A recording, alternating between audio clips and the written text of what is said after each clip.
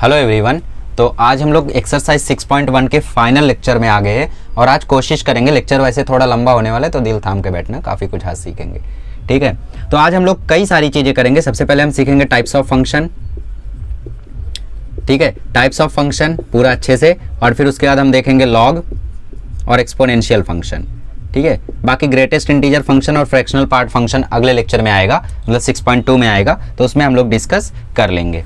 ठीक है, तो ये दो चीज़ आज हम लोग सीखने वाले हैं अच्छे से, और साथ ही में हम लोग ये भी देखेंगे कि लॉगरिथमिक फंक्शन का डोमेन और लॉगरिथमिक फंक्शन का रेंज कैसे पता करते हैं, इसका ग्राफ भी जानेंगे, सब कुछ करेंगे। ठीक है, तो उससे पहले मैं आप लोगों को कुछ ग्राफ बता देता हूँ जो आपकी टेक्स्ट बुक में दिए गए हैं।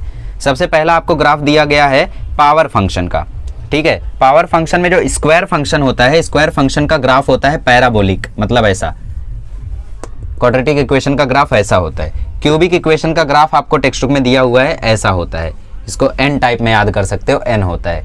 ठीक है, और पॉलिनोमियल फंक्शन का ग्राफ, पॉलिनोमियल मतलब कोई भी एक लीनियर इक्वेशन जैसा, वो एक स्ट्रेट लाइन होता है ऐसा। ठीक है, और फिर क्वाड्रेटिक फंक्शन का ग्राफ, क्वाड्रेटिक फंक्शन का ग्राफ जस्ट इधर से थोड़ा ऊपर।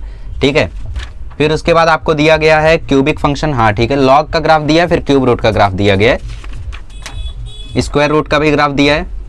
Square root, cube root, log और एक्सपोनेंशियल, ये हम लोग नेक्स्ट लेक्चर में सीख लेंगे, मतलब इसके बाद सीख लेंगे जब लॉग की बात करेंगे तब। फिलहाल ये क्वाड्रेटिक का ग्राफ होता है, ये क्यूबिक का ग्राफ होता है, और वो लीनियर इक्वेशन का ग्राफ होता है, स्ट्रेट लाइन मतलब।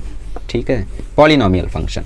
तो ग्राफ वगैरह आप लोग देख सकते हो टेक्स्ट बुक में, कोई इतनी बड़ी बात नहीं है। लॉग इंपॉर्टेंट है तो वो मैं आप लोगों को बता दूंगा। टाइप्स ऑफ फंक्शन में सबसे पहला आता है 1-1 फंक्शन। 1-1 फंक्शन का मतलब क्या होता है? 1-1 या फिर इसका दूसरा नाम 1-to-1, और इसका दूसरा नाम है इंजेक्टिव फंक्शन। क्या है? Injective function.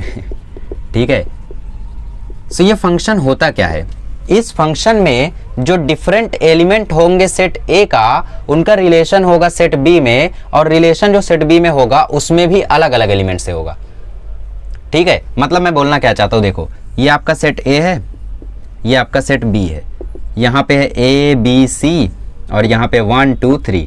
तो ए का रिलेशन 2 के साथ होगा, फिर बी का भी रिलेशन 2 के साथ नहीं हो जाएगा, एक का एक के साथ, बी का रिलेशन होगा 1 के साथ, सी का रिलेशन होगा 3 के साथ। तो ये होगा 1-1 फंक्शन। ठीक, अब नेक्स्ट आता है ऑन टू फंक्शन। इसमें मतलब ऐसा बोलते कि F of A equal to F of B होता है, साथ ही में ए भी इक्वल टू बी होता है। ठीक है, नेक्स्ट आता है ऑन टू फंक्शन। इसके बाद मैं आप लोगों को ग्राफिकल मेथड से भी बताऊंगा टेस्ट करने की, कैसे पता करें कोई ग्राफ 1-1 है या फिर नहीं है। तो ये 1-1 फंक्शन होता है जिसमें एक का रिलेशन एक के साथ। अब इसी में मेनी वन फंक्शन होता है, जिसको ऑन टू फंक्शन भी आप बोल सकते हो। इसका दूसरा नाम क्या है? ऑन टू फंक्शन का दूसरा नाम है आपका सर्जेक्टिव फंक्शन। ठीक है, आपके टेक्स्ट बुक में दो ही फंक्शन दिए, बट एक्चुअली एक इनटू फंक्शन भी होता है। ये हमने सीखा 1-1, और अब एक आता है on to. On to function में क्या होता है कि सपोज यहाँ पे आपके पास सेट ए है, यहाँ पे आपके पास सेट बी है, ये रहा ए बी सी डी, और यहाँ पे 1 2 3। तो इसमें ए का रिलेशन 1 के साथ, बी का रिलेशन 1 के साथ, सी का रिलेशन 2 के साथ, डी का रिलेशन 3 के साथ। ठीक है, ऐसा रिलेशन हमने बना दिया। तो ऑन टू फंक्शन में क्या होता है, जो रेंज होता है ना, वो कोडोमेन के इक्वल होता है,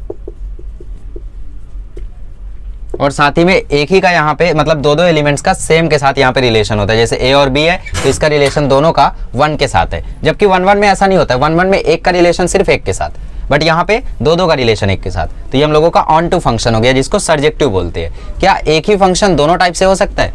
दोनों टाइप से कैसे? मतलब एक ही फंक्शन 1-1 भी हो सकता है और ऑन टू भी हो सकता है। यस, हो सकता है, और ऐसे फंक्शन को हम बोलते हैं बाइजेक्टिव फंक्शन। ठीक है, a function which is 1-1 as well as on to is called as bijective function. मतलब जो इंजेक्टिव भी है सर्जेक्टिव भी है उसको बाइजेक्टिव बोल देंगे। क्या बात है?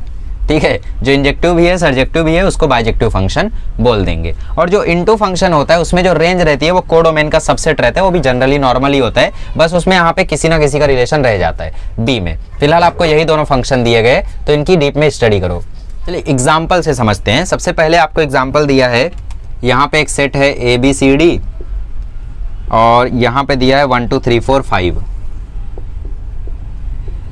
ठीक है, ए का रिलेशन बनाया है 1 के साथ, बी का रिलेशन बनाया है 2 के साथ, सी का रिलेशन बनाया है 4 के साथ और डी का रिलेशन बनाया है 3 के साथ। पूछ रहा है ये फंक्शन क्या है। तो ध्यान से देखो तो यहाँ पे सभी का रिलेशन सभी से है और किसी एक का रिलेशन दो से नहीं है। मतलब सी का रिलेशन दो से नहीं है, डी का रिलेशन दो से नहीं है, ए का एक के साथ, बी का एक के साथ, सी का एक के साथ, डी का एक के साथ। मतलब ये फंक्शन कैसा है, 1-1 फंक्शन है। क्या ये ऑन टू फंक्शन है? ऑन टू फंक्शन रहने के लिए जो यहाँ पे ये है ना, ये एलिमेंट्स, इन सभी का प्री इमेज होना चाहिए। प्री इमेज मतलब सेट ए में उनका कुछ ना कुछ रिलेशन होना चाहिए। तो यहाँ पे जो आपको 5 दिख रहा है ये अकेला रह गया, इसका किसी के साथ रिलेशन नहीं है, तो it is not on to. अब समझे मेरी बात, मैं क्या बोल रहा था? मतलब ये 1-1 तो है बट ऑन टू नहीं है क्योंकि एक का प्री इमेज यहाँ पे नहीं है। अच्छा, अगर यहाँ पे सपोज ई होता और वो 5 के साथ ज्वाइन हो जाता तो क्या ये 1-1 होता? यस। क्या वो ऑन टू होता? यस। तो इसका मतलब वो बाइजेक्टिव हो जाता।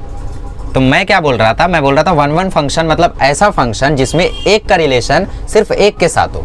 ए का 2 के साथ, बी का 1 के साथ, सी का 3 के साथ। क्या सी का यहाँ पे 4 के भी साथ है? नहीं है। तो इसका मतलब ये 1-1 फंक्शन है। ऑन टू फंक्शन मतलब किसी एक का रिलेशन एक के साथ तो हो बट जो सेट बी है उसके सारे एलिमेंट्स का रिलेशन किसी ना किसी से हो, खाली ना रहे वो, तो वो हो जाएगा ऑन टू फंक्शन। समझा? इनटू फंक्शन मतलब उसमें एक ना एक खाली रह जाता है, वो बात अलग है, वो आपके टेक्स्ट बुक में नहीं दिया गया है।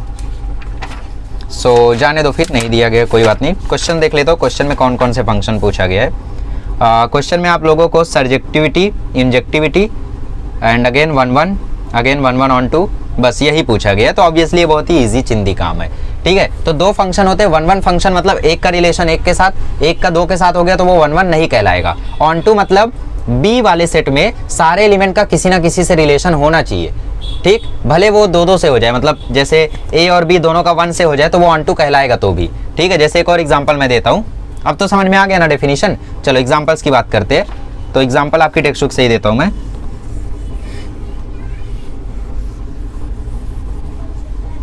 दो फंक्शन होते हैं, एक होता है 1-1 जिसका नाम है इंजेक्टिव, एक होता है ऑन टू जिसका नाम है सर्जेक्टिव। दोनों हो गया तो वो होगा बाइजेक्टिव। यहाँ पे सेट ए, यहाँ पे सेट बी, यहाँ पे ए बी सी डी, यहाँ पे 1 2 3 4। अब मुझे एक बात बताओ, ए का रिलेशन 1 के साथ, बी का 2 के साथ, सी का 3 के साथ और डी का 4 के साथ अगर रिलेशन है, अगर ऐसा रिलेशन है तो यहाँ पे एक एलिमेंट का एक से ही रिलेशन है, एक एलिमेंट का एक से ही रिलेशन है, मतलब ये 1-1 है। और क्या सेट बी में कोई ऐसा एलिमेंट है जो अकेला है? कोई ऐसा है सेट बी में एलिमेंट जो अकेला है? ऐसा कोई नहीं है। तो इसका मतलब ये ऑन टू भी है। तो इसका मतलब ये कौन सा फंक्शन है? ये बाइजेक्टिव फंक्शन है। ठीक है, आगे बढ़ते हैं। अगले क्वेश्चन में आप लोगों को यहाँ पे सेट में है ए बी सी डी और यहाँ पे है 1 2 3। ठीक है, ये देखो ए का रिलेशन बी 1 के साथ, बी का रिलेशन 2 के साथ, सी का रिलेशन 2 के साथ, डी का रिलेशन 3 के साथ, ऐसा है। तो यहाँ पे देखो ए और बी दोनों का रिलेशन 1 के साथ हो गया, मतलब ये 1-1 नहीं है, इट इज नॉट 1-1। बट बाकी सारे एलिमेंट का यूनिक है तो ये ऑन टू है, ऑन टू है बट 1-1 नहीं है। ठीक है, अगले वाले में आपको दिया है ए बी सी डी और यहाँ पे 1 2 3 4 5।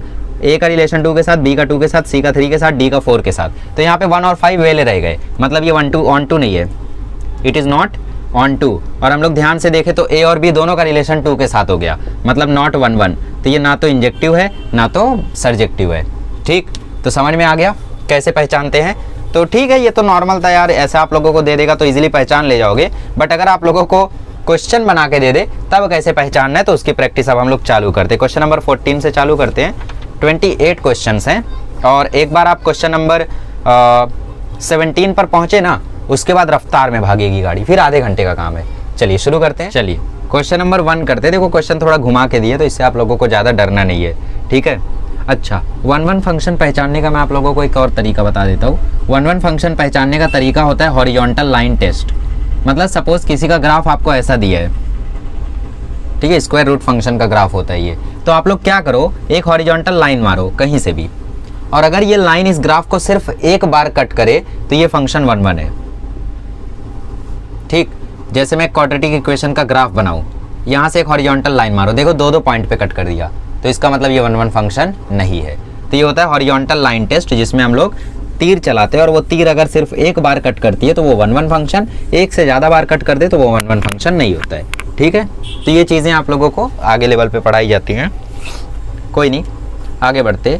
इसमें बोला है F such that n belongs to n, मतलब n गोज टू n। इसका मतलब क्या होता है, n यहाँ पे डोमेन है और ये वाला n को डोमेन है। इसका मतलब ये होता है डोमेन से को डोमेन।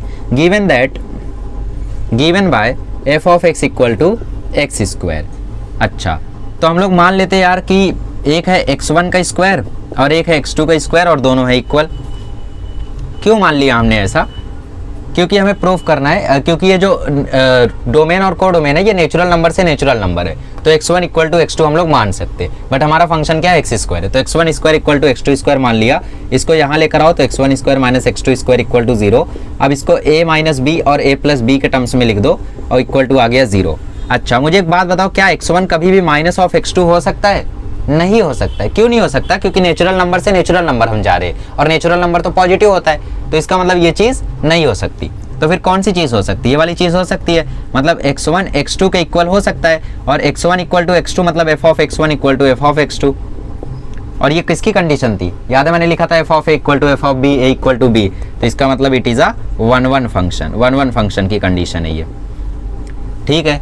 और अगर हम लोग बात करें यहाँ पे दूसरे चीज़ की, सर्जेक्टिव फंक्शन की, तो मुझे एक बात बताओ, जैसे मैं नंबर ले लूँ 3, f ऑफ x की वैल्यू में ले लूँ 3 इक्वल टू एक्स स्क्वायर और ले लूँ रूट, तो x इक्वल टू रूट 3 आएगा, तो x आ जाएगा 1.73 which is not a natural number. ये एक नेचुरल नंबर नहीं है। क्यों नहीं है? क्योंकि 1.73 है ना, तो ये नेचुरल नंबर नहीं है। तो अगर ये नेचुरल नंबर नहीं है तो इसका मतलब कुछ नंबर्स यहाँ पे ऐसे हैं जिनके लिए कोई प्री इमेज नहीं है, कोई भी प्री इमेज नहीं है। प्री इमेज मतलब क्या? प्री इमेज मतलब जहाँ से वो वैल्यू आई हो।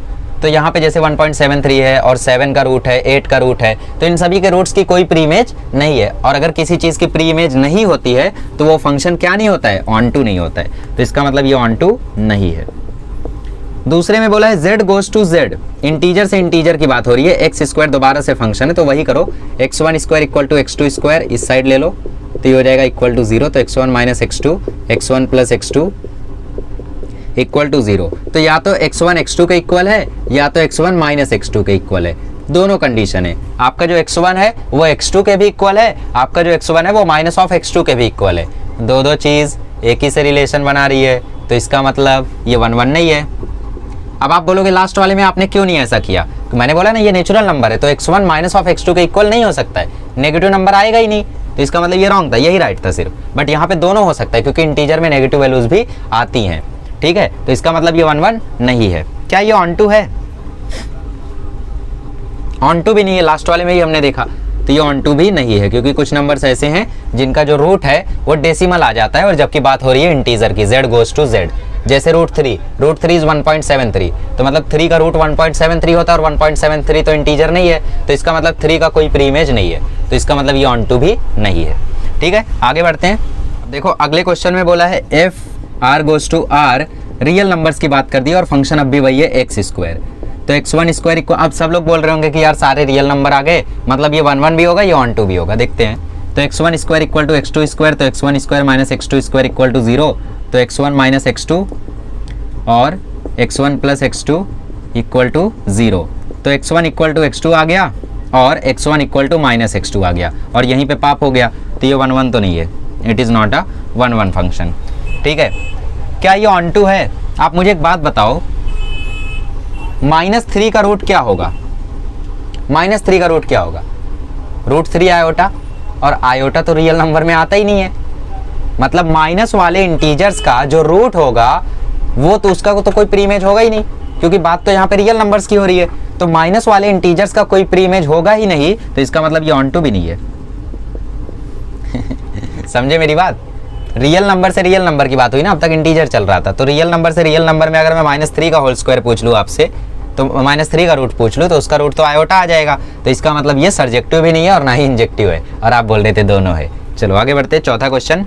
चौथे क्वेश्चन में है n to n और f ऑफ x है x क्यूब, तो फिर से वही करते हैं, x1 cube equal to x2 cube, ठीक है। तो x1 cube minus x2 cube equal to 0। अब ये देखो a cube minus b cube वाला फॉर्मूला लगा दो, तो a cube minus b cube का फॉर्मूला था a माइनस b का whole cube, a cube minus b cube, sorry a minus b, और यहाँ पे a square plus ab plus b square, ठीक है, इक्वल टू 0।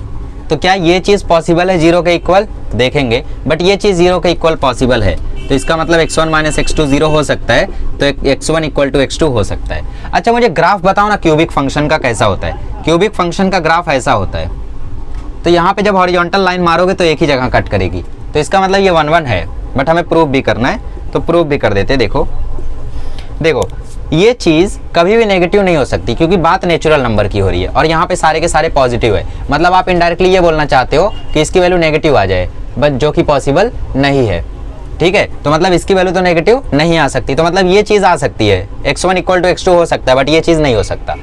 तो इसका मतलब x1 इक्वल टू x2 है, देयरफॉर f इज इंजेक्टिव। अब सर्जेक्टिव के लिए क्या करें भाई, क्या ये सर्जेक्टिव होगा? मुझे बताओ -64 का रूट क्या होगा, क्यूब रूट क्या होगा? -4, नहीं सॉरी, पॉजिटिव नंबर्स की बात हो रही है। 64 का क्यूब रूट क्या होगा? 4। 68 का क्यूब रूट क्या होगा? 68 का क्यूब रूट क्या होगा? 4 पॉइंट समथिंग, जो कि नेचुरल नंबर नहीं है। इसका मतलब कुछ नंबर्स ऐसे हैं जिनका कोई प्री इमेज अब भी नहीं है, तो इसका मतलब ये इंजेक्टिव है बट सर्जेक्टिव नहीं है। समझे मेरी बात? मैंने क्या बोला? मैंने बोला नेचुरल नंबर से नेचुरल नंबर की बात हो रही है, तो मुझे बात बताओ, 64 का क्यूब रूट क्या होगा? 4। मतलब 64 का प्री इमेज है 4, बट 68 का प्री इमेज है क्या? 69 का प्री इमेज है क्या? 67 का प्री इमेज है क्या? नहीं है, तो इसका मतलब ये सर्जेक्टिव नहीं है। ठीक है, चलिए आगे बढ़ते हैं। चलिए इस टाइप का last question, r goes to r और f ऑफ x है आपका अगेन x क्यूब। क्या लगता है सर्जेक्टिव? तो एक फंक्शन अभी तक नहीं निकला है, क्या ये निकलेगा? देखते हैं। तो x1 cube equal to x2 cube, वही घोर पाप कर रहे बार बार, x1 cube minus x2 cube equal to 0, x1 minus x2, x1 का square plus x1 x2 plus x2 का स्क्वायर इक्वल टू 0। तो इसका मतलब x1 इक्वल टू x2 होगा। इसकी वैल्यू क्या आ रही है? इसकी वैल्यू नेगेटिव आ रही है, तो इसका डिस्क्रिमिनेंट अगर नेगेटिव है तो ये तो डिफाइन ही नहीं है, तो इसकी चर्चा ही नहीं करेंगे हम लोग। तो इसकी चर्चा हमने की, x1 इक्वल टू x2 लिया, तो इसका मतलब ये 1 1 फंक्शन है। अब ऑन टू चेक करने के लिए y को इक्वल ले लो x क्यूब के, तो x इक्वल टू क्या आ गया? y की पावर 1/3। अब मुझे बात बताओ 68 का क्यूब क्या होता है? 4.0000 समथिंग, क्या वो रियल नंबर में आता है? आता है। -64 का क्यूब क्या होता है? -4, क्या वो रियल नंबर में आता है? आता है। -68 का क्यूब क्या होता है? -4.0000 समथिंग, क्या वो रियल नंबर में आता है? आता है। तो इसका मतलब अब की बार हर एक चीज का प्री इमेज है, तो इसका मतलब f is injective as well as surjective. तो इसका मतलब ये क्या है? बाइजेक्टिव। मतलब ये इंजेक्टिव भी है, सर्जेक्टिव भी है, इसका मतलब ये क्या है? बाइजेक्टिव है। ठीक है, चलिए सो समझ गए आई होप आप लोग। अब नेक्स्ट क्वेश्चन करते, क्वेश्चन नंबर 14 और फिर 15 भी है। 15 में आप लोगों को देखो कंपोजिट फंक्शन की चर्चा की गई है। कंपोजिट फंक्शन के बारे में तो वैसे डीप स्टडी है, फिर भी देखेंगे। 14th में बोला है f goes a to b and g goes b to c, ये दोनों 1 1 है, तो प्रूफ करो कि g ऑफ f भी 1 1 है। क्या कहना चाहता है? सबसे पहले समझते हैं यार g ऑफ f क्या होता है। देखो जैसे हमें दिया है f of x sine x, ठीक है, और हमें दिया है g of x x square, तो हमें बोल दे अगर g o f गॉफ, तो गॉफ का मतलब क्या होता है कि g के अंदर f ऑफ x, तो हमारा g क्या था? x स्क्वायर था, और हमारा f ऑफ x क्या है? साइन x, तो इसका मतलब x स्क्वायर के अंदर साइन x आ जाए, तो इसका मतलब ये इसकी बात कर रहा है, ये होता है। ठीक है, अच्छा अगर ये बोल देता f o g, तो इसका मतलब होता है f of g of x, तो f ऑफ x क्या है? साइन x, बट x की जगह क्या लिखोगे? g ऑफ x मतलब साइन x स्क्वायर, तो ये होता है फॉग ऑफ x और ये होता है गॉफ ऑफ x। समझे मैं क्या बोल रहा हूँ? जैसे मैं एक और क्वेश्चन देता हूँ, f ऑफ x है log x और g ऑफ x है साइन x, और मैं आपसे बोल रहा हूँ मुझे फॉग ऑफ x बताओ और गॉफ ऑफ x बताओ। तो फॉग ऑफ x मतलब f के अंदर g, तो f क्या है भाई? log है, और x के अंदर कौन आ जाएगा? g, मतलब log ऑफ साइन x हो जाएगा ये। तो गॉफ क्या हो जाएगा? गॉफ हो जाएगा साइन ऑफ log x। मेरी बात समझ रहे हो?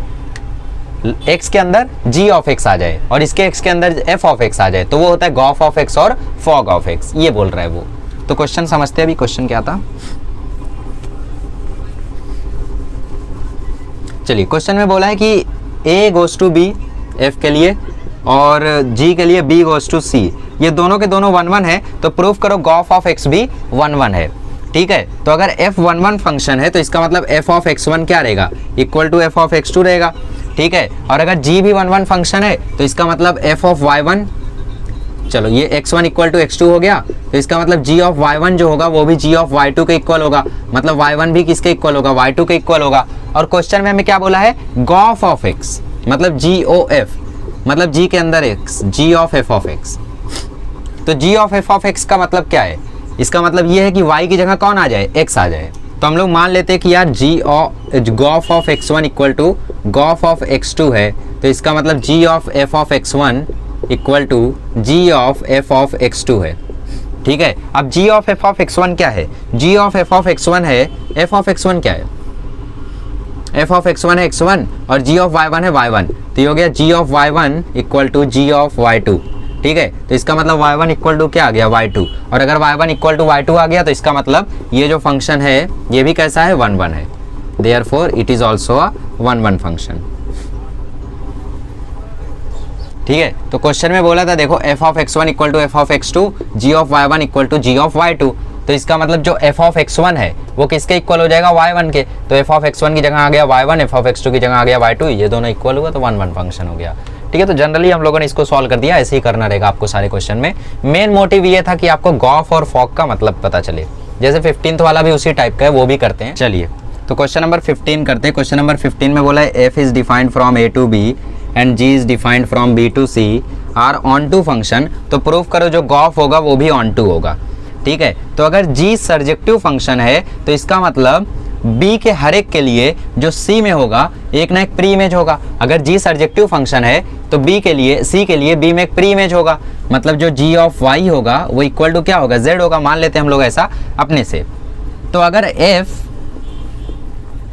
सर्जेक्टिव फंक्शन है तो इसका मतलब जो b होगा उसके लिए कोई ना कोई प्री इमेज होगा a में, तो इसका मतलब जो f ऑफ x होगा उसके लिए भी कुछ ना कुछ एलिमेंट होगा, तो उसको मान लेते y, इसको दे दो 2, इसको दे दो 1, ऐसा हुआ।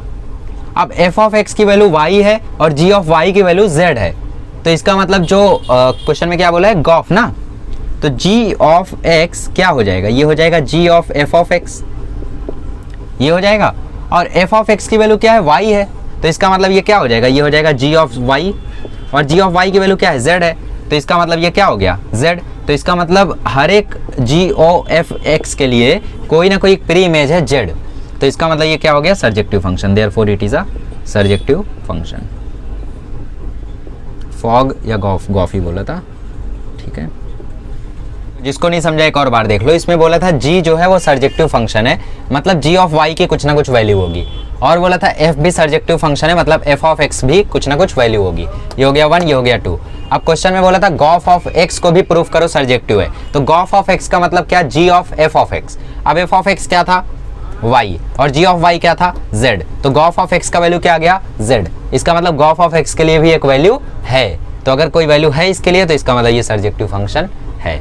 ठीक है, यही था बस। क्वेश्चन नंबर 16 यार चिंदी क्वेश्चन दे दिया, f ऑफ x दिया है आपको 3 into 4 raise to x plus 1, और आपसे पूछा है f ऑफ -3 की वैल्यू, तो f ऑफ -3 की वैल्यू आ जाएगी 3 इंटू 4 रेज टू 3 प्लस 1, तो ये 4 रेज टू -2, तो ये 3/4 का स्क्वायर, तो ये 3/16 आ जाएगा।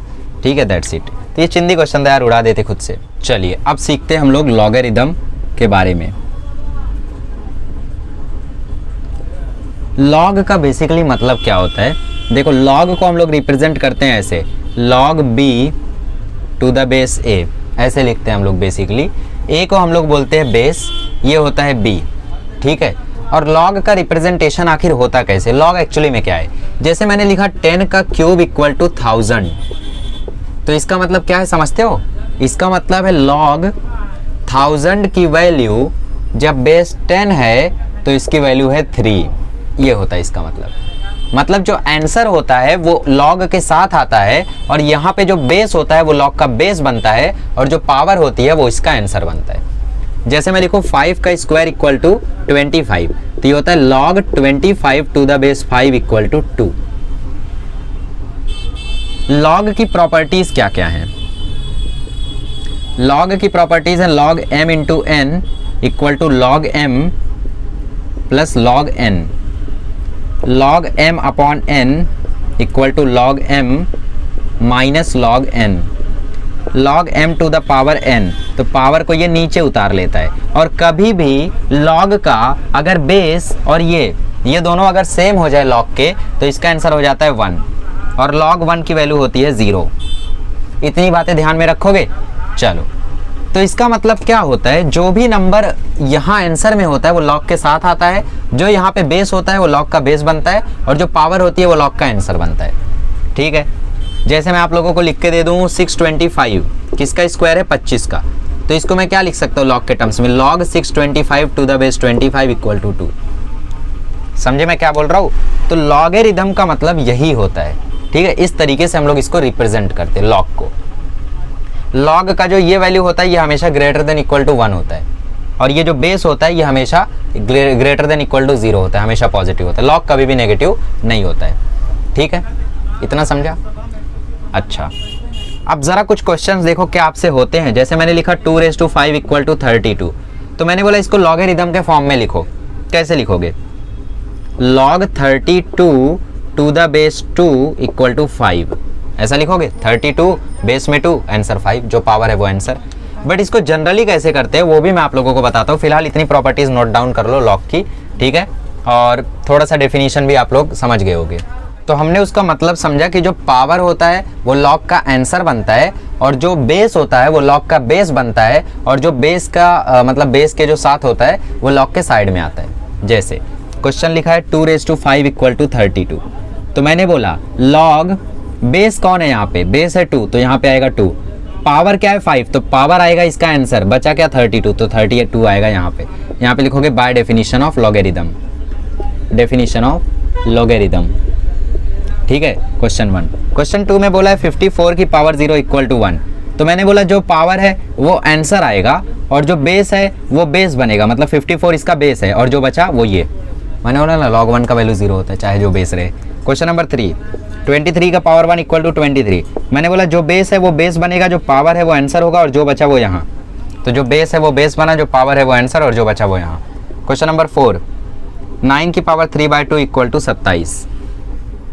ठीक है, तो log जो बेस है वो बेस बनेगा, जो वहाँ है वो यहाँ आएगा, और जो पावर है वो आंसर। समझे। क्वेश्चन नंबर 5, 3 की पावर -4 इक्वल टू 1/81, तो मैंने बोला log जो बेस है वो बेस बनेगा, और जो ये है वो यहाँ आएगा, और जो पावर है वो आंसर बनेगा। देखो पावर आंसर बना, बेस बेस में आया, और ये बचा यहाँ आया। क्वेश्चन नंबर 6 है 10⁻² इक्वल टू 0.01, तो log जो बेस है वो बेस बनेगा, जो पावर है वो आंसर बनेगा, और जो बचा वो यहाँ आएगा। ठीक है, क्वेश्चन नंबर 7। क्वेश्चन नंबर 7 है e² equal to 7.3890 square, e² equal to 7.3890, तो log जो बेस है वो बेस बनेगा, जो यहाँ है वो यहाँ आएगा, और इधर आएगा power. That's it. Question number 8 क्या है, क्वेश्चन नंबर 8 है e की पावर 1/2, ये खुद से करना, मैं क्वेश्चन नंबर 9 कराता हूँ, कर लोगे ना। क्वेश्चन नंबर 9 है e⁻⁻x इक्वल टू c, तो मैंने बोला जो बेस है वो बेस बनेगा, जो यहाँ है वो यहाँ आएगा, और आंसर में उसका पावर आएगा।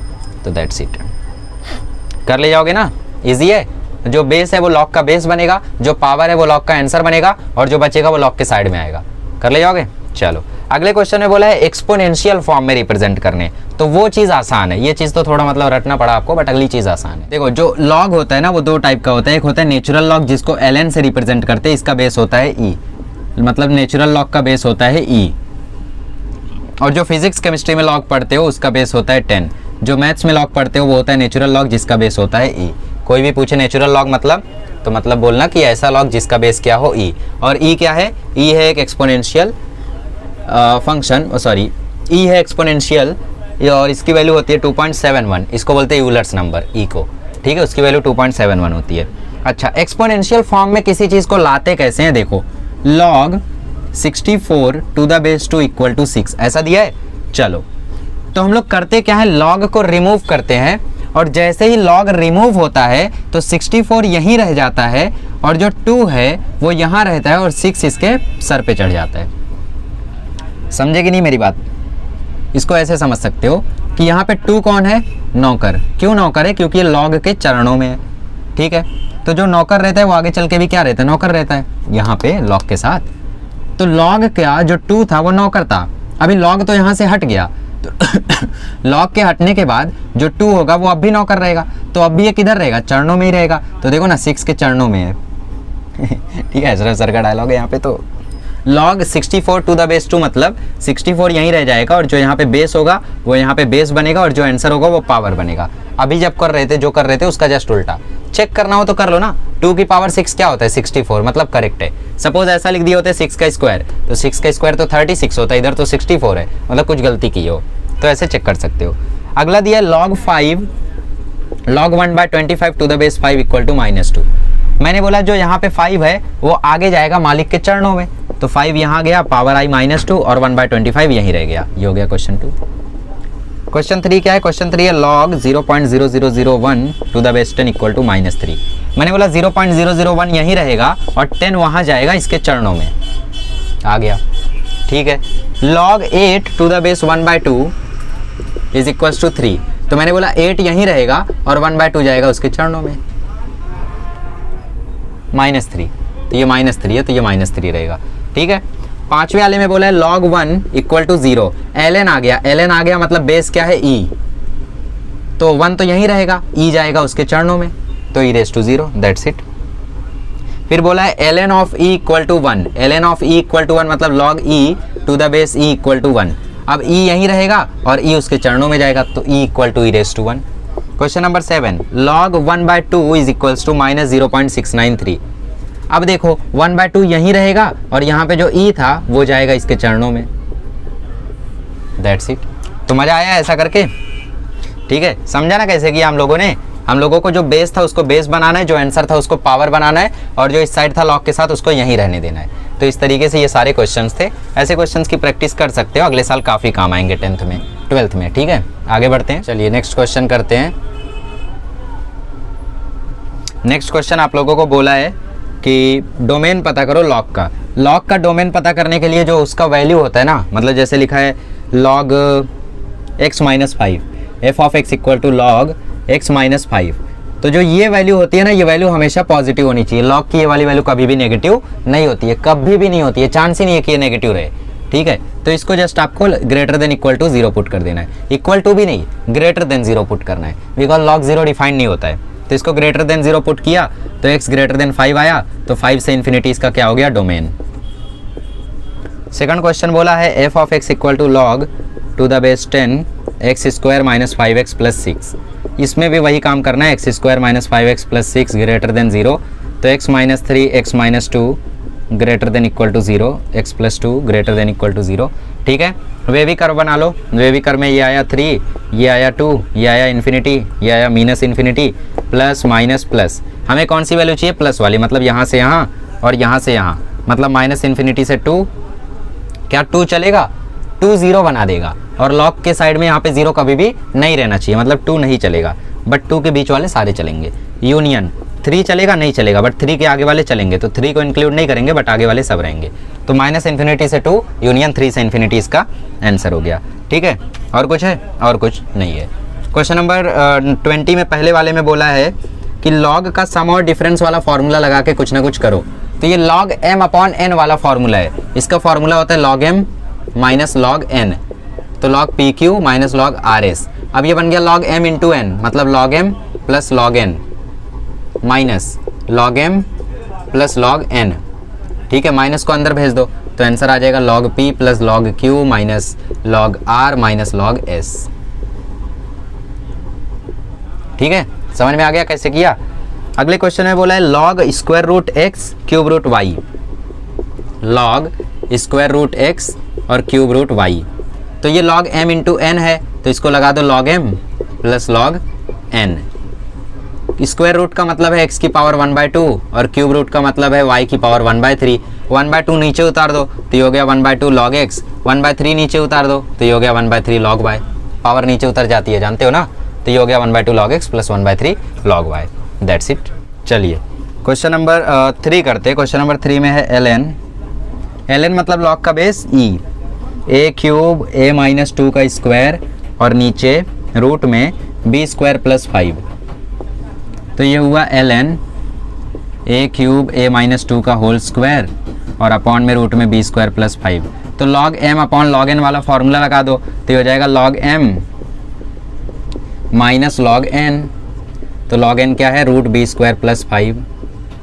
अब देखो यहाँ पे log m × n वाला भी फॉर्मूला लग रहा है, तो ये हो गया log a cube plus log a minus 2 का होल स्क्वायर। ये देखो स्क्वायर रूट का मतलब क्या होता है, स्क्वायर रूट का मतलब होता है पावर 1/2, तो 1/2 आया नीचे तो अंदर बचा log b स्क्वायर प्लस 5। ये आ जाएगा 3 नीचे तो 3 log a plus 2 log a minus 2 minus 1/2 log b square plus 5। बहुत चिंदी था। करना क्या था इसमें, कुछ नहीं करना था, स्क्वायर रूट का पता रहना चाहिए, पावर 1/2 होता है उसको नीचे उतारना है। हाँ, एक पॉइंट पे आपके मार्क्स कट सकते हैं, यहाँ पे आपको रीजंस लिखने होंगे कि since log m upon n equal to log m minus log n, और फिर यहाँ पे आपने क्या किया, यहाँ पे आपने 1/2 नीचे उतारा तो log m raise to n equal to n log m। ये सब रीज़न आपको लिखना रहेगा, हाँ ध्यान रखना, मैंने लिखा नहीं। यहाँ भी आपने वही किया, log m to the raise to n equal to n log m, है ना। तो ये चीज़ करना अच्छे से। आगे बढ़ते हैं, question number 5। Question number 4, question number 4 क्या है, ln cube root of x minus 2 2x plus 1 की पावर 4 और नीचे आएगा x प्लस 4 और स्क्वायर रूट में 2x प्लस 4 और यहाँ पे स्क्वायर। तो log क्या करता है, पावर को नीचे धर लेता है, तो नीचे ले लिया और ये लग गया यहाँ पे log m minus log n का फॉर्मूला। तो 2ln cube root of x minus 2 multiplied by 2x plus 1 की पावर 4, ठीक है, और माइनस ये 2 कॉमन है, 2 कॉमन है, 2 दोनों के साथ आएगा, 2 को बाहर रखो और यहाँ ब्रैकेट बनाओ क्योंकि ये 2 दोनों के साथ आएगा, minus log x plus 4 multiplied by 2x plus 4 की पावर हाफ। अब ये देखो log m इंटू n वाला फॉर्मूला, तो log क्यूब रूट मतलब पावर 1/3, तो log x माइनस 2 की power 1/3 plus log 2x plus 1 की पावर 4, ठीक है, माइनस बड़ा ब्रैकेट भी ज़रूरी है, तो log x प्लस 4 प्लस 1/2 नीचे आ जाएगा और ये हो जाएगा log 2x प्लस 4, ठीक है। अब ये जो माइनस ये अंदर जाएगा तो ये माइनस बना देगा, ठीक है। 1/3 log x minus 2 plus 4 log 2x plus 1 minus log x plus 4। ये देखो यहाँ पे e लगा दो, कुछ ज़्यादा फर्क नहीं पड़ेगा, जहाँ जहाँ पे log लिखा वहाँ e लगा दो तो ln बन जाएगा। log x plus 4 minus 1/2 log 2x plus 4, that's it. ये आपने एक्सपांड किया। अब चाहिए तो 2 को अंदर मल्टीप्लाई कर दो सबके साथ, दैट्स इट, हो जाएगा, ठीक है। समझ में आ गया ना क्या करने का यार। पहले पावर को नीचे उतारो अगर है तो, फिर log m अपॉन n है तो log m minus log n करो, फिर log m इंटू n लग रहा है तो वो भी लगा दो, दैट्स इट। फिर पावर को नीचे लाते जाओ, वही तो किया हमने, ठीक है। अभी देखो हम लोग एक्सपांड कर रहे थे, अभी आपको एक्सपांड करके दिया और बोला है एक ही log के टर्म में लिखो। तो पहला बोला है 5 log x plus 7 log y minus log z। सबसे पहले जो यहाँ पे 5 है ना, इसको पावर में भेजो तो ये हो जाएगा log x to the power 5, 7 को पावर में भेजो तो log y to the power 7 और यहाँ पे log z।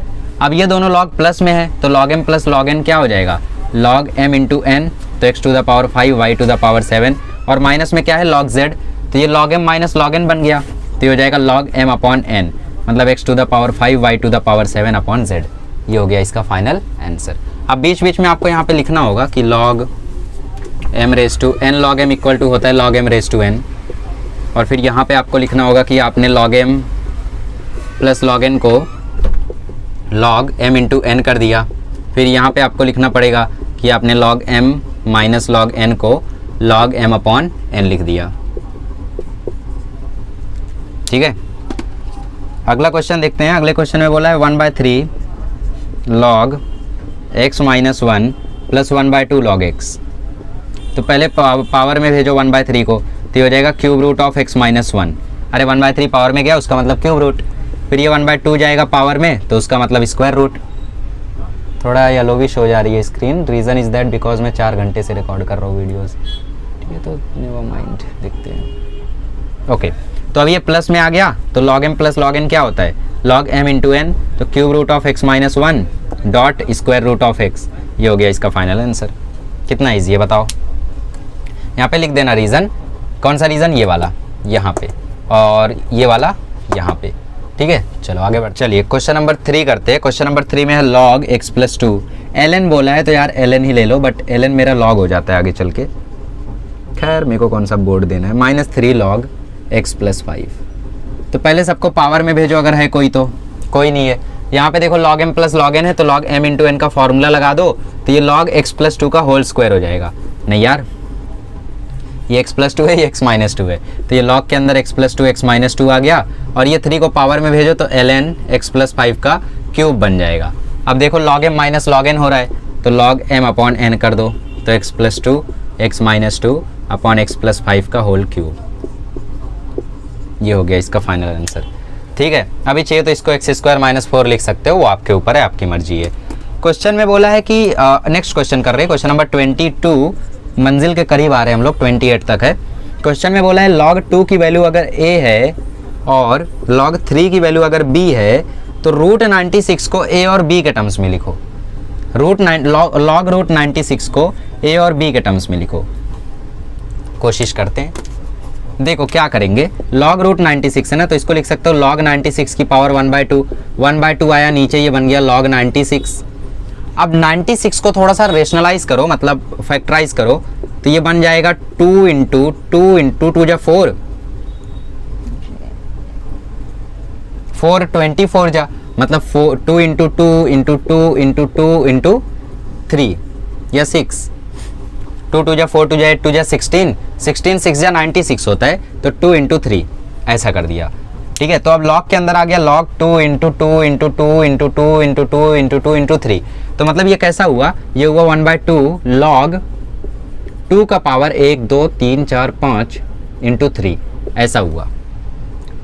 अब देखो 1/2 log 2 द पावर 5 अलग कर लिया मैंने, और प्लस 1/2 log 3 अलग कर दिया मैंने। ठीक, अब 5 को नीचे उतार लो, तो ये हो गया 5/2 log 2, और यहाँ से 1/2 log 3। अब log 2 की वैल्यू क्या है a, मतलब 5/2 a, और log 3 की वैल्यू क्या है b, मतलब 1/2 b।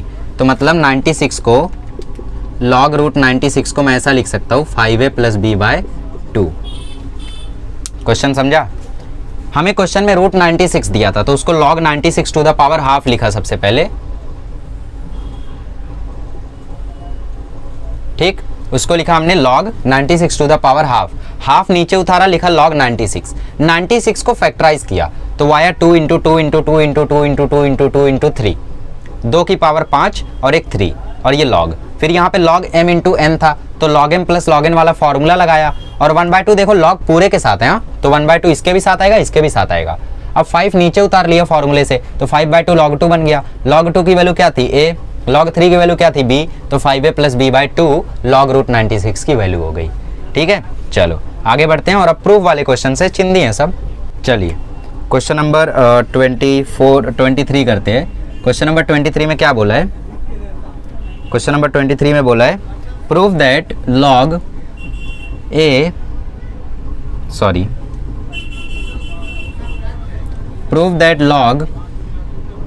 b a to the power log a to the base b is a। देखो ये क्वेश्चन, इसका मतलब क्या होता है, एक्चुअली ये log की प्रॉपर्टी है। प्रॉपर्टी में दो और प्रॉपर्टी ऐड कर लो, एक कि अगर यहाँ पे x है और यहाँ पे log का बेस भी x है और यहाँ पे है a, तो अगर ये वाला बेस और ये वाला बेस log का सेम हो जाता है, तो इसका जो आंसर है वो आता है ये नंबर। जेई में सीधा सीधा ऐसे कंसेप्ट आ जाते हैं। दूसरा है change of base law, log b to the base a है और मुझे इसका बेस नहीं जम रहा है, बेस इसका चेंज करना है, तो इसको मैं लिख सकता हूँ log b upon log a, ये वाले के साथ और ये वाले के साथ। ठीक है, और कुछ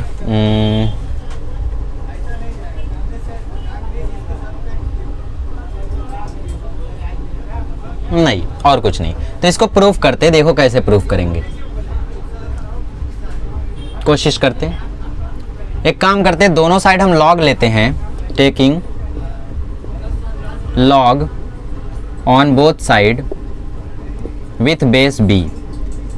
बेस b से हम लोग क्या करते हैं, log लेते हैं। ठीक है, तो log to the base b, यहाँ पे b ऑलरेडी है, और इसके ऊपर है log b to the base a, यहाँ पे भी आ गया log b to the base a, दोनों साइड हमने log ले लिया। ठीक,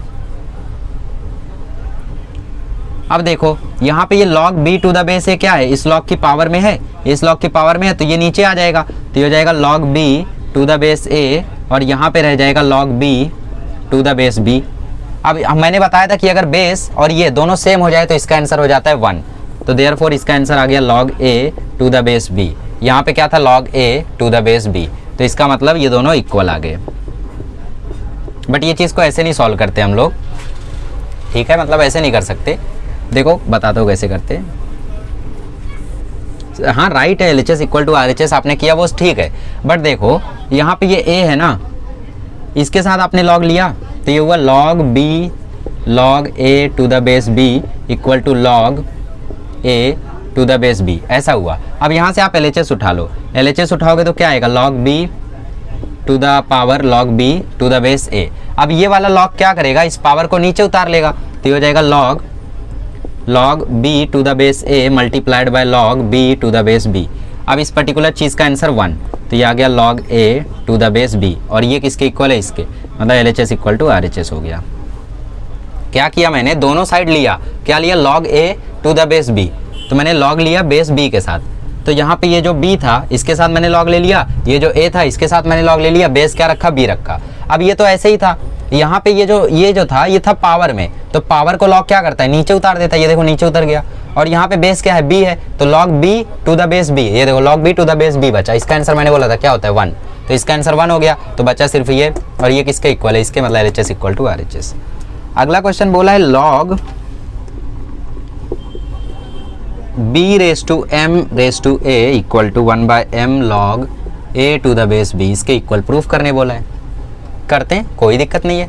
देखो LHS उठाओ, LHS उठाओगे तो क्या आएगा log a to the base b raise to m। मैंने बोला आप बेस लॉ लगा के इसको चेंज कर सकते हो, ठीक है, तो चेंज ऑफ बेस लॉ से ये क्या आ जाएगा log a upon log b raise to m। अब ये m क्या करेगा, log नीचे उतार लेगा, तो log a upon m log b आ जाएगा, ठीक, इतना हुआ। अब क्या मैं log a upon log b को अगेन बेस चेंज लॉ से ऐसा लिख सकता हूँ log b to the base a, sorry log a to the base b, और ये जो m है ये यहीं पे रहने देता हूँ 1 बाय m। ये देखो प्रूफ हो गया इक्वल। क्या किया मैंने पहले चेंज ऑफ बेस लॉ लगाया, तो log a upon log b raise to m आया, ठीक, फिर log क्या करता है, पावर को नीचे उतार लेता है, तो ये आया log a upon log b। अब log a upon log b में मैंने दोबारा से चेंज ऑफ बेस लॉ लगा दिया, तो उसमें क्या होता है, जो डिनोमिनेटर वाला रहता है वो बेस बन जाता है, तो b बन गया बेस और a रह गया यहीं पे, तो ये हो गया प्रूफ, ठीक है, इज इक्वल्स टू RHS।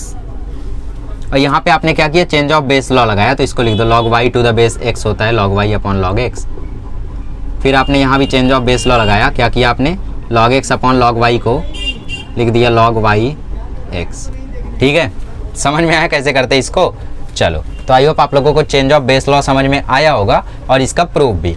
इसमें क्या किया हमने, चेंज ऑफ बेस लॉ लगाया, फिर m नीचे आया, 1 बाय m हमें मिल गया, log a upon log b में दोबारा से चेंज ऑफ बेस लॉ लगा दिया, तो ये मिल गया, ठीक है। दूसरा चीज आप क्या कर सकते थे, आप इसको यहीं पे छोड़ दो, यहाँ पे चेंज ऑफ बेस लॉ लगा दो, तो ये log a upon log b और ये m बन जाता, तो ये यही बन जाता, दोनों कर सकते हो, ठीक है। आई होप क्लियर हुआ होगा। खैर आगे बढ़ते हैं और क्वेश्चन नंबर 3 देखते हैं। क्वेश्चन नंबर 3 में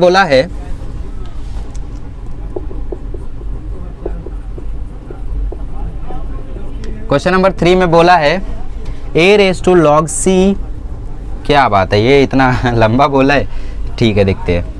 थर्ड में a raise to log b to the base c is equals to b raise to log a to the base c, इतना बोला है, ठीक है। क्या कर सकते हैं, कुछ सोचो।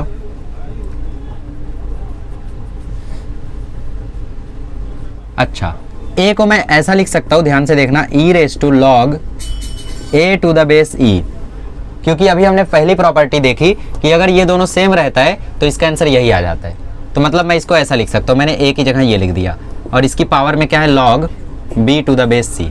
अब देखो ये हुआ e raise to log a upon log e, मैंने चेंज ऑफ बेस लॉ लगा दिया यहाँ पे, ठीक, और यहाँ पे log b upon log c, यहाँ भी मैंने चेंज ऑफ बेस लॉ लगा दिया, ठीक है, इज इक्वल्स टू LHS उठाया हमने, तो ये हो गया e raise to log a, क्यों, क्योंकि log ही 1 होता है, यहाँ पे बेस अगर e है तो log ही 1 होता है, और यहाँ पे है log b by log c।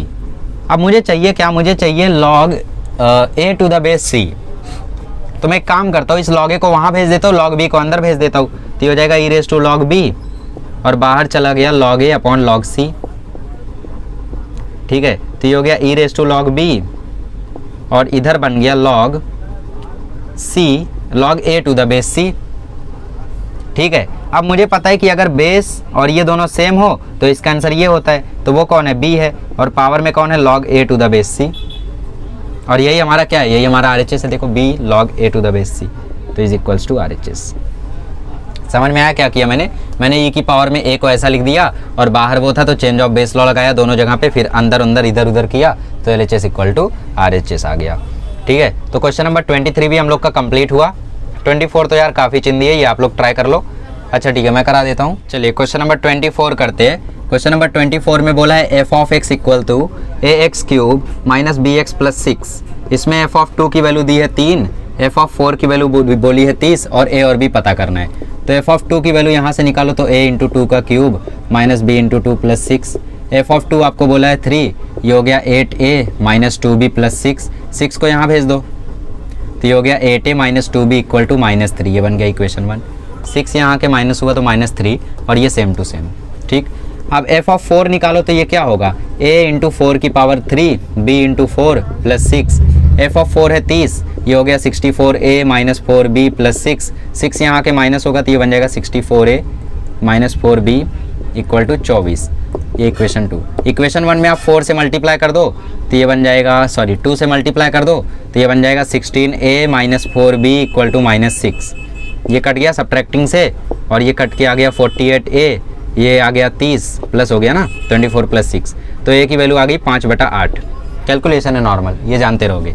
a की वैल्यू 5/8 इसमें डाल दो, तो 8 into 5/8 minus 2b equal to -3, तो ये आ गया 5 माइनस 2b इक्वल टू -3, तो minus 2b equal to -3 minus 5, तो minus 2b equal to -8, minus minus cut गया तो b की वैल्यू 4, तो a की वैल्यू 5/8।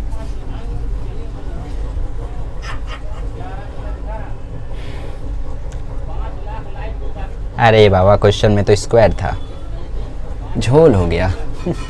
देखो क्वेश्चन में यहाँ पे स्क्वायर था, क्या ही बोले। तो ये आएगा 4a, तो ये आएगा 4a माइनस 2b, और फिर देखो ये भी स्क्वायर था, तो ये आएगा 16a, तो ये आएगा 16a, तो यहाँ पे जब 2 से मल्टीप्लाई करेंगे तो ये आएगा 8a, और बाकी मैं रफ कर देता हूँ। ये देखो 4a minus 2b equal to -3 था, ये आया 16a minus 4b equal to 24, ये इक्वेशन 2। यहाँ पे 2 से मल्टीप्लाई किया तो ये आया 8a minus 4b equal to -6। Subtracting करोगे तो ये आ जाएगा 8a, ये कट जाएगा, ये आएगा 30, तो a की वैल्यू आ जाएगी 15/4। अब इस 15/4 को आप इसमें डाल दो, तो 4 into 15/4 minus 2b equal to -3, 4 cut गया, तो 15 माइनस 2b इक्वल टू -3, तो minus 2b equal to -18, minus minus भी कट गया, तो b की वैल्यू आ गई 9। तो a की वैल्यू 15/4 और b की वैल्यू 9, ठीक है। इजी था यार, सॉल्व कर सकते हो। 25 करते हैं। इस क्वेश्चन में आपको इस पर्टिकुलर टर्म को log 3 के इक्वल दिया है और बोला है x की वैल्यू पता करो। तो जनरली आप log सॉल्व करो, आंसर आ जाएगा। देखो कैसे, log m plus log n, तो इसका फॉर्मूला हो जाएगा log m इंटू n, तो 2 इंटू एक्स प्लस 3, फिर minus log 3x minus 5 equal to log 3, ये आ जाएगा देखो log 2x plus 6 minus log 3x minus 5। अब ये फॉर्मूला बना log m minus log n का, तो इसका फॉर्मूला हो जाएगा log m अपॉन n, तो log 2x plus 6 upon 3x minus 5 equal to log 3। Reason देते जाना जैसे जैसे जो कर रहे हो। log log कट गया, तो 2x plus 6 upon 3x minus 5 equal to आ गया 3 के, तो 2x प्लस 6 जो था वो इक्वल आ गया 3 इंटू 3x माइनस 5 के, तो 2x प्लस 6 इक्वल टू आ गया 9x माइनस 15 के। 9x को यहाँ लेकर आओ तो माइनस 7x, 6 को वहाँ लेकर जाओ तो माइनस 21, माइनस माइनस कैंसिल, तो x की वैल्यू आ गई 3। मतलब x की वैल्यू क्या थी, 3 थी। चेक करना है तो यहाँ पे x की वैल्यू 3 डाल दो, ये हो जाएगा log 2 plus log 6 minus log 4, तो log 2 प्लस log 6 हो जाएगा log 12, और log 12 माइनस log 4 हो जाएगा log 12/4, और log 12/4 हो जाएगा log 3। मतलब x की वैल्यू यहाँ पे 3 डाल दो, फिर कैलकुलेट करो, इसी के इक्वल आएगा, तो मतलब आंसर आपका करेक्ट है। इक्वल नहीं आया तो आंसर करेक्ट नहीं है। क्वेश्चन नंबर 2 करते हैं नेक्स्ट टाइम। चलिए क्वेश्चन नंबर 2 करते हैं। क्वेश्चन नंबर 2 में बोला है 2 log x to the base 10 equal to 1 plus log x plus 11/10 to the base 10। ठीक ठीक, कोई बात नहीं। 1 को मैं लिख सकता हूँ log 10 टू द बेस 10, यहीं पे दिमाग चलना चाहिए। इसको लिख दो log 10 to the base 10 plus log 10 और यहाँ पे x प्लस 11/10। अब ये देखो हो गया log x की पावर 2, ये 2 को मैंने ऊपर भेज दिया। ये log m plus log n हो गया, तो इसका फॉर्मूला हो जाएगा log m इंटू n, मतलब 10 इंटू एक्स प्लस 11/10। ठीक है, ये हो गया log log काट दो, तो ये हो गया x square equal to 10 into x 10x, 10 into 11/10, 10 cut जाएगा प्लस 11। क्वाड्रेटिक बन गया, x square minus 10x minus 11 equal to 0, तो x square minus 11x plus x minus 11 equal to 0। X लिया कॉमन तो एक्स माइनस 11 प्लस 1 लिया common तो x minus 11 equal to 0। तो एक एक्स की वैल्यू है -1, एक एक्स की वैल्यू है 11। बट हम लोग जानते हैं कि लॉग में माइनस कभी भी करेक्ट नहीं होता है, तो मतलब ये हमेशा पॉजिटिव रहता है, तो -1 यहाँ पे इनवैलिड हो जाएगा, तो करेक्ट आंसर होगा सिर्फ x इक्वल टू 11। ठीक है, x equal to -1 is invalid. क्यों इनवैलिड है? Because log can never be negative. ठीक है, log can never be negative, ऐसा लिख दो।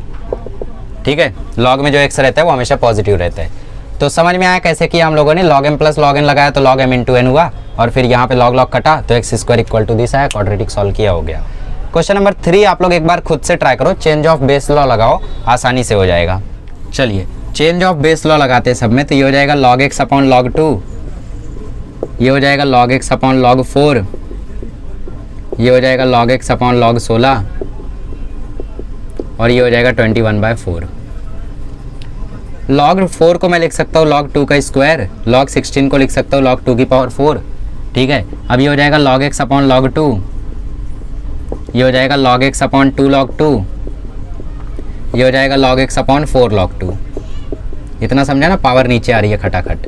अब log x अपॉन log 2 मैं ले लेता हूँ कॉमन, तो अंदर बचेगा 1 plus 1/2 plus 1/4 is equals to 21/4। इसको सॉल्व करते हैं तो log x upon log 2 2 plus 1 3/2 plus 1/4 equal to 21/4। तो ये आएगा log x अपॉन log 2, इसको सॉल्व करो तो 12 प्लस 2 मतलब 14/8 आएगा ये, तो 14/8 इज इक्वल्स टू 21/4। 14/8 को वहाँ भेजो तो log x upon log 2 equal to आएगा 21/4 इंटू 8/14। 4 2 जा 8, 7 2 जा 14, 7 3 जा 21, तो ये आ जाएगा 3 2 जा 6/2। ये देखो 2 2 भी कट गया, तो log x इक्वल टू आ गया 3 log 2, 3 ऊपर जाएगा तो log x इक्वल टू आ जाएगा log 2 का क्यूब, log log कट गया तो x इक्वल टू आ गया 8।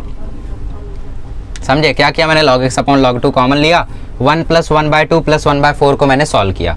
ये सॉल्यूशन नहीं समझा ना, तो सबके डिनोमिनेटर को 4 बना दो, इसको ऊपर नीचे 2 से मल्टीप्लाई करो तो ये हो जाएगा 2/4।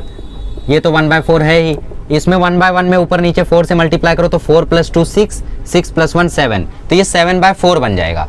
7/4 आप बोलोगे यहाँ तो 14/8 है, 2 से काटो, 2 7 जा 14, 2 4 जा 8, तो 7/4 ही बन जाएगा। ठीक है, बाकी आगे तो आप लोग समझ गए रहोगे, उसको वहाँ भेजा, उसको वहाँ भेजा, उसको पावर में भेजा, खत्म। ठीक है, 4th क्वेश्चन करते हैं। चलिए क्वेश्चन नंबर 4 करते हैं। क्वेश्चन नंबर 4 है x प्लस log 1 प्लस 2 की power x to the base 10 equal to x log 5 to the base 10 plus log 6 to the base 10। ठीक है, चलिए सो कैसे करेंगे इसको? x को मैं लिख सकता हूँ log 10 टू द बेस 10 की पावर x नीचे आएगा और इसकी वैल्यू 1 हो जाएगी, तो बचेगा सिर्फ x। यहाँ पे है log टू द बेस 10 और ये 1 प्लस 2 रेज टू x, और ये है x को ऊपर भेज दो तो log 10 की पावर 10 इंटू 5 की पावर x प्लस log 6 की 6 to the base 10। log m plus log n, तो ये हो जाएगा log m इंटू n, मतलब 10 raise to x into 1 plus 2 raise to x। ठीक है, इज इक्वल्स टू यहाँ भी वही होगा log to the base 10 5 raise to x into 6, log log cut गया तो 10 raise to x plus 10 raise to x dot 2 raise to x equal to 5 raise to x into 6। ज़्यादा झोल हो गया, कुछ आसान करते हैं। ठीक है, सो देखते हैं यार क्या कर सकते हैं इसमें।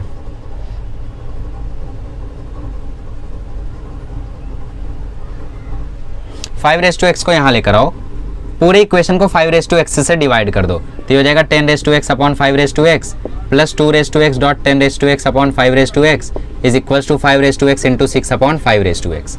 देखो दोनों की पावर x है तो इसको कॉमन पावर x भेज देता हूँ, ठीक। इधर भी दोनों की पावर x है तो मैं कॉमन पावर x भेज देता हूँ, तो ये 5 2 10 हो गया, तो ये हो गया 2 की पावर x प्लस 2 की पावर x डॉट 2 की पावर x इक्वल टू ये पूरा कट गया तो बचा 6, ठीक है। तो यहाँ से एक काम करो 2 रेज टू एक्स कॉमन ले लो तो अंदर बचा 1 प्लस 2 रेज टू एक्स, और इसको मैं लिख सकता हूँ 2 इंटू 1 प्लस 2, 6 को मैं लिख सकता हूँ 2 इंटू 3 और 3 को मैं लिख सकता हूँ 1 प्लस 2, तो 2 into 1 plus 2।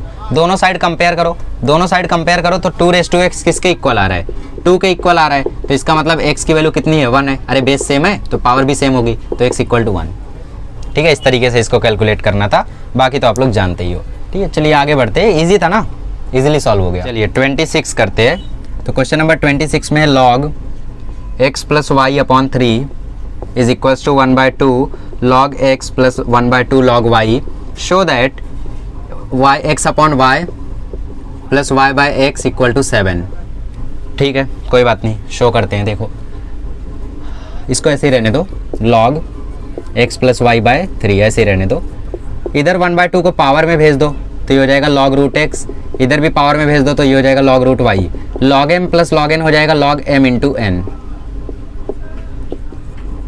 log x plus y by 3, दोनों साइड का log काट दो तो x plus y by 3 is equals to root x dot root y, दोनों साइड स्क्वायरिंग कर दो तो ये हो जाएगा x प्लस वाई बाय 3 का होल स्क्वायर और उस साइड हो जाएगा एक्स वाई, तो ये हो जाएगा x square plus 2xy plus y square upon 9 equal to x y का होल स्क्वायर, ठीक है। तो ये हो जाएगा x square plus 2xy plus y square equal to 9x square y square, हाँ ठीक है। अभी क्या कर सकते हैं, अभी तो कुछ करने लायक ही नहीं बचे, ठीक है। कुछ तो कर सकते हैं, 9x स्क्वायर वाई स्क्वायर बन रहा है, वही दिक्कत है, और यहाँ पे एक्स स्क्वायर प्लस 2xy है, वरना ये अभी वहाँ जाके माइनस होता और गेम ओवर था। तो पूरे का स्क्वायर हुआ तो x square plus 2xy plus y square, अरे हाँ यार इस पे कहाँ स्क्वायर आएगा, खोटा खोटा स्क्वायर लगा रहे हो, अरे ये रूट एक्स रूट वाई था ना, तो स्क्वायरिंग करोगे तो रूट हटेगा तो ये एक्स वाई आएगा, तो ये भी एक्स वाई आएगा, तो ये भी एक्स वाई आएगा, और ये 9 वहाँ जाके मल्टीप्लाई हुआ तो 9xy, 2xy वहाँ जाएगा तो ये हो जाएगा x square plus y square equal to 7xy। पूरे इक्वेशन को xy से डिवाइड मार दो तो xy x कट गया, ये आया x upon y, y cut गया, ये आया y upon x, xy cut गया, ये आ गया 7, हो गया प्रूफ, चिंदी। आगे बढ़ते हैं, क्वेश्चन नंबर 27 करते हैं, log x minus Y by 4 is equals to log root x plus log root y, और क्वेश्चन में बोला है show that x plus Y का whole square equal to 20xy, x plus Y का whole square equal to 20xy। करते हैं, देखते हैं। इसको देखो log m plus log n है तो ये हो गया log m इंटू n, चिंदी है यार, आप खुद से ट्राई करो, खुद ही कर ले जाओगे। जितना log से अभी खेल लोगे ना उतना ही आसान आपके लिए फिजिक्स केमिस्ट्री और मैथ तीनों होगा अगले साल, क्योंकि log भर भर के आएगा फिजिक्स केमिस्ट्री में, स्पेशली केमिस्ट्री में। log कट गया तो ये आएगा x minus y upon 4 equal to root x dot root y, squaring कर दो दोनों साइड तो ये हो जाएगा x माइनस वाई बाय 4 का होल स्क्वायर, और इधर से रूट उड़ जाएगा तो ये एक्स वाई, तो ये हो जाएगा x square minus 2xy plus y square, और नीचे 16 इक्वल टू एक्स वाई, ठीक है। तो ये हुआ x square minus y square, sorry x square plus y square minus 2xy equal to 16xy। अब x square plus y square is equals to हो गया 18xy। अच्छा, मुझे अगर x प्लस वाई का होल स्क्वायर बनाना है तो मुझे क्या करना होगा, ये देखो ये क्या आएगा, ये आएगा x square plus 2xy plus y square, यहाँ पे x square plus y square तो है, 2xy नहीं है, तो मैं दोनों साइड क्या करता हूँ 2xy जोड़ देता हूँ, adding 2xy on both side, तो ये हो जाएगा x square plus 2xy plus y square is equals to 18xy plus 2xy। अब ये पूरा का पूरा बन गया x प्लस वाई का होल स्क्वायर, और ये बन गया 20xy, हो गया प्रूफ। चलिए अब क्वेश्चन नंबर 28 करते हैं, last question of this exercise. मजा आया पढ़ के फंक्शन, ठीक है।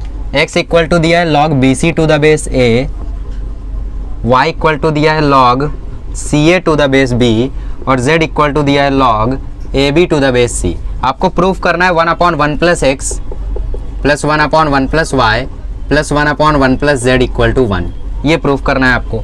ठीक, चलो सो LHS उठाते हैं। LHS में क्या है 1/1 plus x plus 1/1 plus y plus 1/1 plus z। x की वैल्यू डालो, क्या है x की value log BC to the base a। y की वैल्यू डालो, y की वैल्यू क्या है log CA to the base b।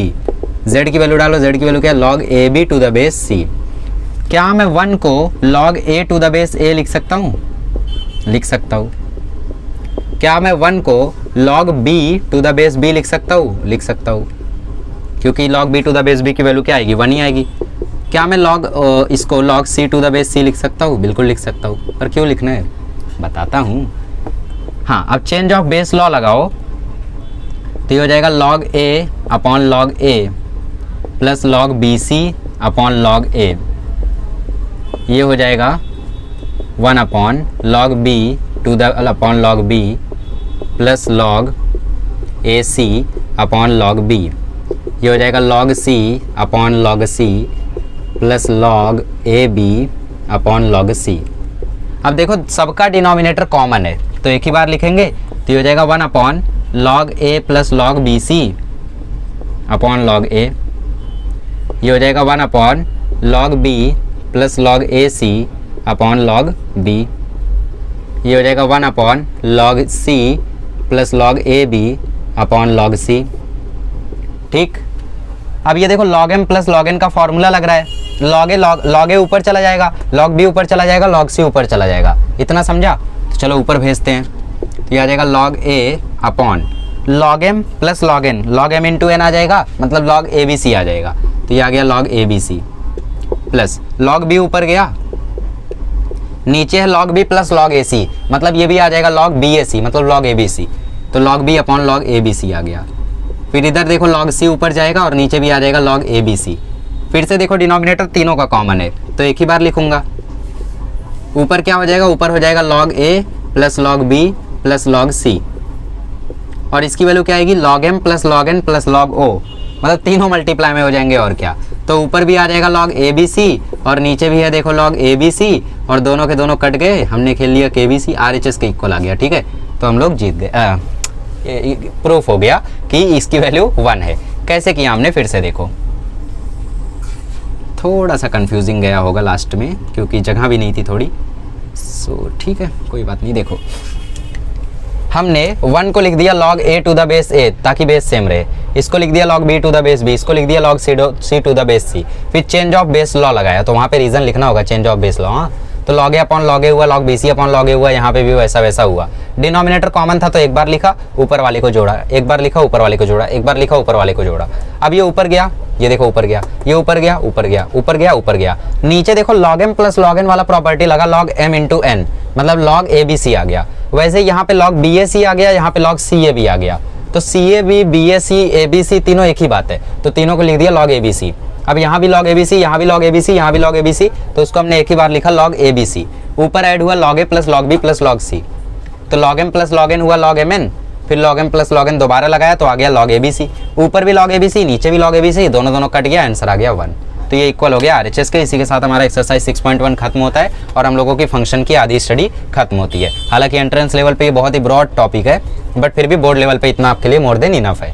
अगले लेक्चर में मिलेंगे तो हम लोग डिस्कस करेंगे कुछ इंपॉर्टेंट ऑपरेशंस जो फंक्शन पे होते हैं, कैसे उनका सम होता है, कैसे उनका मल्टीप्लिकेशन होता है, प्रोडक्ट, क्वोशंट, ये सब फंक्शन का कैसे करते हैं, और साथ ही में fractional part, modulus function, signum function, सब छोटी मोटी चीज़ें, इन्हें भी हम लोग डिस्कस करेंगे। ठीक है, चलिए आज का लेक्चर हेक्टिक रहा होगा बट अच्छे से प्रैक्टिस करिए। मिलते हैं अगले लेक्चर में। Thank you so much.